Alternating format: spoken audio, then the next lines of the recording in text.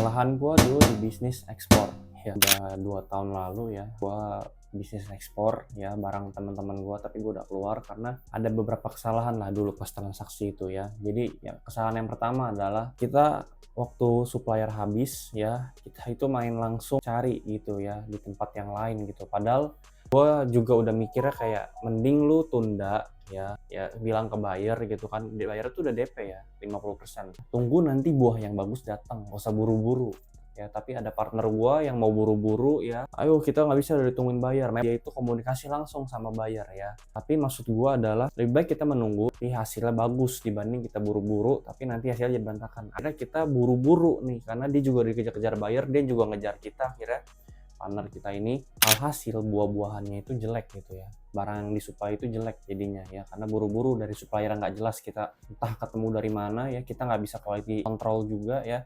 Kita ngeliat buahnya ini kayak sebenarnya udah bagus gitu menurut kita, tapi sebenarnya menurut buyer standarnya itu beda gitu kan.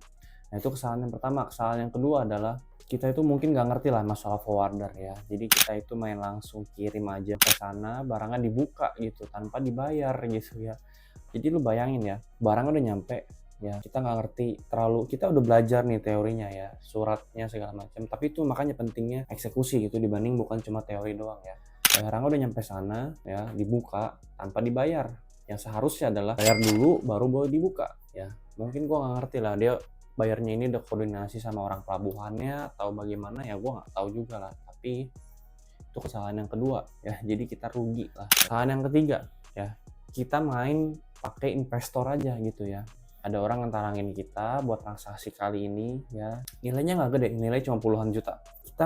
Kita itu apa ya, kita itu makanya nih gue juga pernah bilang kan di story gue gitu ya, jangan main asal cari investor ya. Jangan merasa kayak, oh gue ingin cepet nih geraknya nih ya, gue cari pakai duit orang gitu ya. Lu tanggung jawab dulu pakai duit lu sendiri ya. Makanya gue juga kadang suka rancu bisnis ekspor tanpa modal, gak masalah ya kalau lu misalkan bisa bayarnya paymentnya di depan gitu ya, 80%, 70%, gak masalah. Tapi yang bermasalah adalah ketika menafsirkannya itu bisnis ekspor tanpa modal ya, lu cari investor. Nah itu salah kalau menurut gua, kurang tepat ya. Karena lu bayangin ya, lu belum pernah aksi sama sekali ya, belum pernah eksekusi sama sekali, tapi lu udah berani pakai duit orang ya. Lu bayangin ya, kalau kesalahan ada di lu gitu ya, transaksi lu gagal ya, nanti lu akan balikin uang orang itu ya, nama lu akan jadi jelek ya, kredibilitas lu akan jelek karena lu lu nggak tanggung jawab gitu sama duit orang gitu ya. Jadi kalau menurut gua ya, lu paksain ya, minta buyer ya, lu keras, harus tegas ya, pakai duit buyer lu sendiri ya, di depan gitu ya pembayarannya ya. Itu ketiga kesalahan lah ya.